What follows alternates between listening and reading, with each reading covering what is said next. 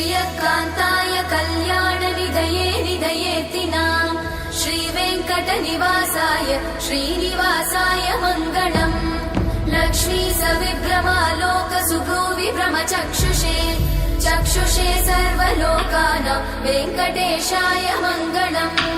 श्रीवेङ्कटाद्रिशृङ्गाग्रमङ्गलाभरणाङ्गये मङ्गलानां निवासाय श्रीनिवासाय मङ्गलम् सर्वावयव सौन्दर्य सम्पदा सर्वचेतसां